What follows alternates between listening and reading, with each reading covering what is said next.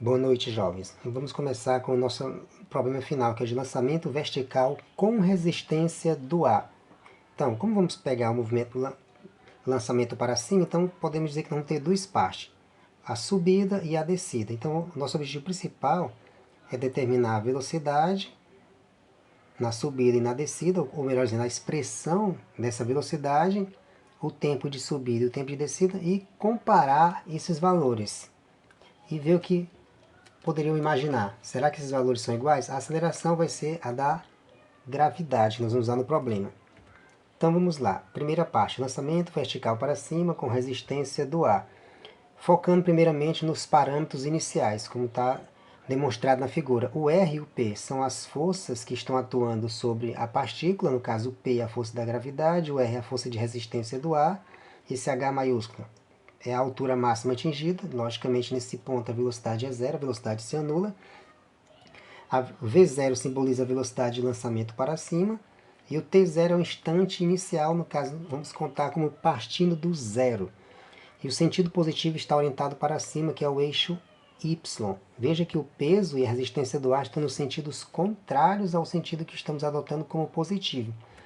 Tomando como referência sempre, para início de cálculo, a segunda lei de Newton, que é a soma de todas as forças, então a força resultante vai ser o peso, mais essa força de resistência do ar. Como a resistência do ar é proporcional à velocidade, mas aqui vamos tomar ela como proporcional ao quadrado dessa velocidade, já que depende de todo uma aerodinâmica do corpo. Então, nesse caso, vamos tomar como sendo proporcional ao quadrado da velocidade. Mas antes disso, vamos mudar da forma vetorial para a forma escalar. Veja que aqui nós temos umas setas nos F, P e R, que são os vetores. Colocando na forma escalar, vejam que a força resultante vai ser menos P menos R, porque o peso e a resistência do ar estão no sentido contrário ao referencial. Como sabemos que a força resultante é a massa de aceleração, substituímos o peso, é a massa vezes a gravidade, e a resistência do ar, como eu falei, é proporcional ao quadrado da velocidade, no caso a velocidade y, já que nós estamos tomando como referência o eixo y vertical. E o beta é a constante de proporcionalidade. Como a aceleração é a derivada da velocidade em relação ao tempo, o que nós temos aqui da equação 3 para 4 é justamente essa substituição, dvy dt. Como aqui nós temos na expressão 4, ou equação 4, como que eles dizem, uma equação diferencial separável, passando o dt por segundo membro, vamos ter mdvy igual ao restante da expressão que já tinha no segundo membro, colocado em parênteses, e o dt e o menos está em evidência. Agora podemos fazer uma permuta de membro a membro, esse termo em parênteses vai para o primeiro membro e a massa vai para o segundo. Então teremos que o dvy fica substituído por esse termo do segundo membro que está em parênteses e o m vai para o segundo, mantendo o sinal de menos no segundo membro, como eu fiz. Detalhezinho básico. Agora o que temos que fazer é só pegar essa expressão 6 e integrar entre os limites de integração, desde o tempo zero até um tempo t na segunda integral, e na primeira integral desde a velocidade inicial até a velocidade final. Veja que nós estamos analisando só a parte da subida, então a velocidade final aqui se refere à velocidade no ponto mais alto. A segunda integral ela é bem simples. Como não tem nenhum elemento na integração, a integral vai dar o próprio t. Como tínhamos um termo 1 sobre m multiplicando, então fica menos t sobre m. Essa parte é fácil. A primeira integral que é mais complexa. Como temos um mg mais beta v quadrado, veja que dessa equação 7 para 8, eu puxei um 1 sobre mg para fora da integral. Note que se multiplicar pelo 1, volta para o mg de antes. E se multiplicar por o beta sobre mg, nós vamos ter o mg cancelado e fica só o beta, como vocês podem notar. Então, por que esse artifício? É para simplificar esse denominador da integral. Vocês vão já entender o que eu quero chegar. Depois disso, nós pegamos a massa da equação 8 e eliminamos. Já simplificamos mais ainda essa expressão da integral. Então o objetivo aqui é tornar ela mais simples. Da equação 9 para a equação 10, o que nós temos que fazer o quê? Novamente integrar. Mas para isso, ó, veja que o 1 sobre g vai para o segundo membro, como ele está multiplicando o g, e no segundo membro ele vai multiplicando, então fica menos gt. Então agora eu tenho que integrar essa equação 10 nos limites de integração, como está aí, ó, já na forma mais simplificada. E o que fazer agora? Nós, para integrarmos essa equação 10, temos que fazer uma integração trigonométrica. Para quem não tem prática, não é uma substituição simples, tem que fazer a substituição trigonométrica aqui no caso. Por isso eu coloquei passo a passo e bem explicadinho. Nesse denominador tem que fazer a substituição. Então, essa variável vy, eu vou chamar ela de vy é igual a raiz de mg beta sobre tangente de θ. Por que raiz? Porque o vy lá está ao quadrado. Quando eu substituir, vai cancelar esse radical. Por que mg sobre beta? Porque lá na integral está beta sobre mg. Por isso que aqui está o inverso. Então, essa substituição já é pensando no que vai estar lá. E por que o tangente de θ? Porque a substituição é trigonométrica, então tem que colocar uma função trigonométrica. E o porquê da tangente? Vocês vão já saber o porquê da tangente. Podia ser o seno, cosseno ou qualquer outra função. Mas nesse caso se encaixa a tangente. Fazendo a derivada do vy, é dvy. Derivando o segundo membro, como a raiz de mg é constante, mantém-se a constante, a derivada da tangente é a secante ao quadrado de θ e coloco o elemento da derivada, o dθ, o elemento diferencial. Mas pegando essa mesma expressão inicial do vy, que vamos fazer substituição, agora vamos fazer uma inversão. Ao invés de colocar vy em função de tangente de θ, vamos colocar a tangente de θ em função do vy. Então, a tangente de θ é a raiz de beta mg sobre vy. Veja que mais uma vez a fração está invertida, já que nós invertemos a relação aqui. Aí, novamente, faz-se uma relação aqui básica. Qual é a relação básica? É tirar o argumento que é o θ. O θ é o arco tangente. Por quê? Porque a função inversa da tangente é o arco tangente. Então, no caso, a tangente de θ é o arco tangente de θ.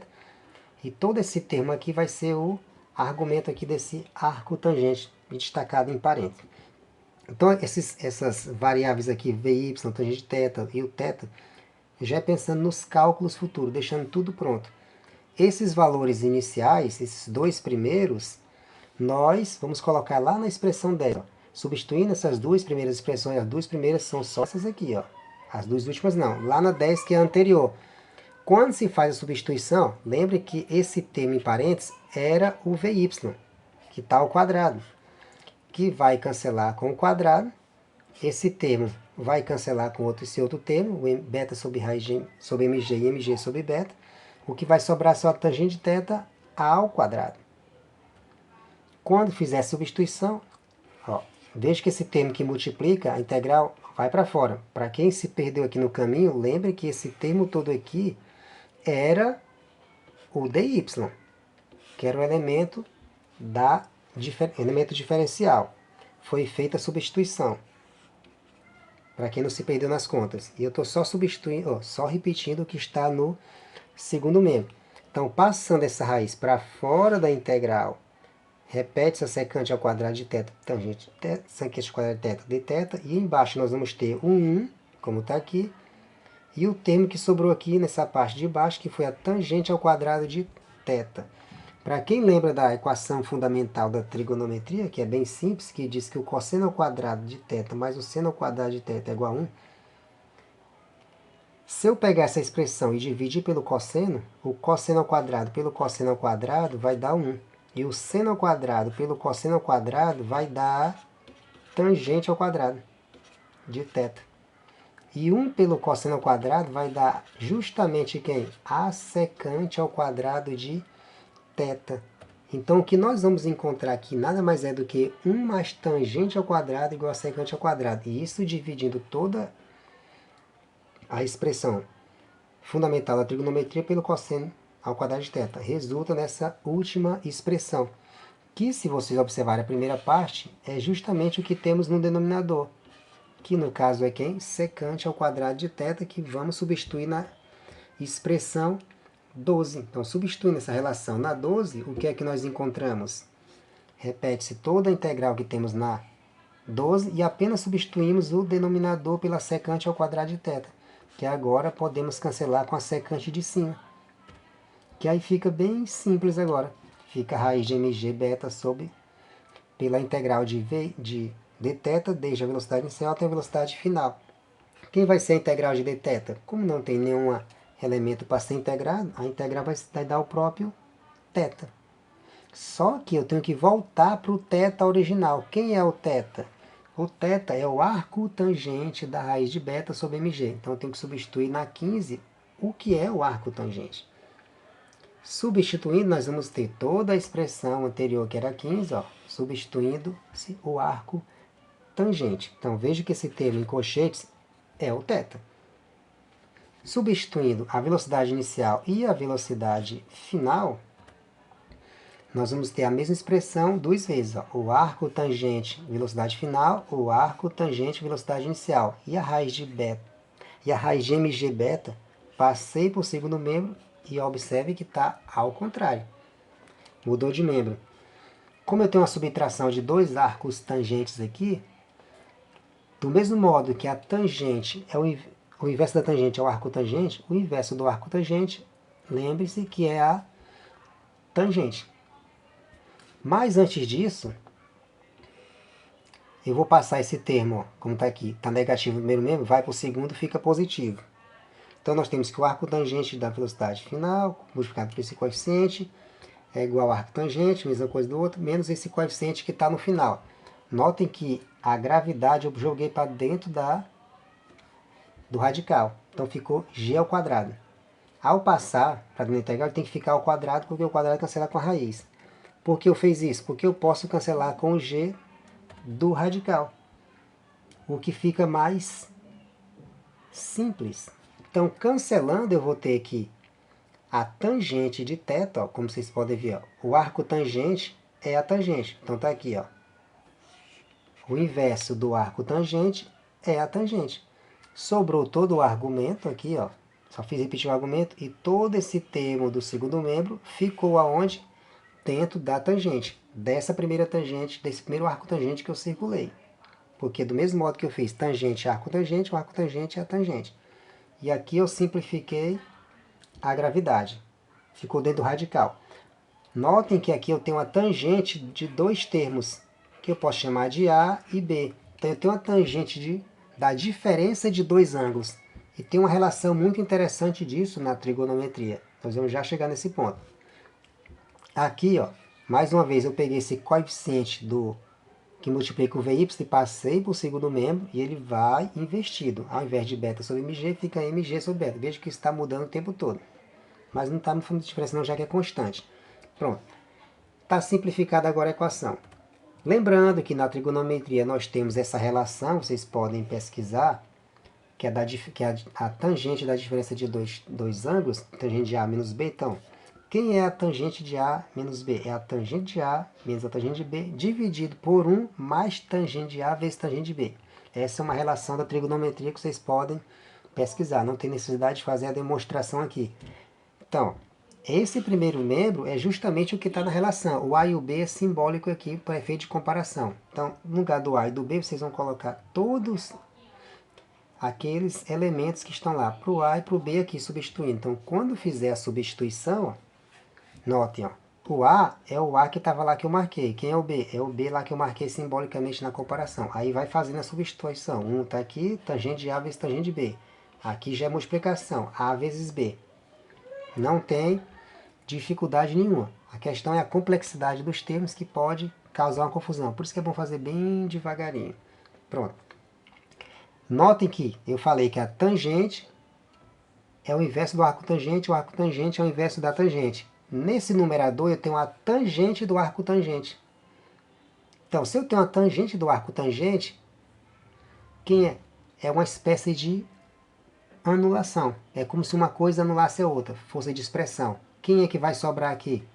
Só o argumento. Do mesmo modo, eu tenho aqui embaixo a tangente do arco tangente, só que é uma multiplicação. Entendido? Então, vejam que as coisas começam a se encaixar. Ó. Então, eu vou repetir o VY, repetir o coeficiente aqui que já estava multiplicando, a tangente a tangente do arco tangente, ó, sobrou só o elemento que já estava lá. Repetir a tangente aqui, que não dá para calcular, do numerador. Repetir o 1. Aqui eu tenho a tangente do arco tangente, sobrou só o argumento, e eu repeti a segunda tangente do denominador, que não dá para calcular. Mas onde tem tangente do arco tangente, fica só o argumento. É como se as duas se cancelassem. Continuando.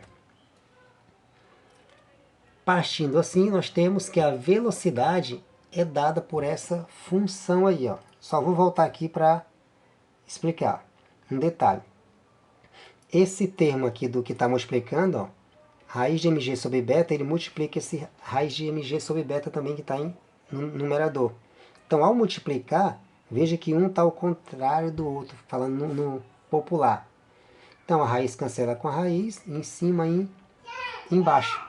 Por isso que eu vou ter que a velocidade final é a velocidade inicial, menos todos esses outros termos dividido por esse termo de baixo, que é o que nós já tínhamos. Então, essa é a expressão da velocidade na subida. É bem complexa.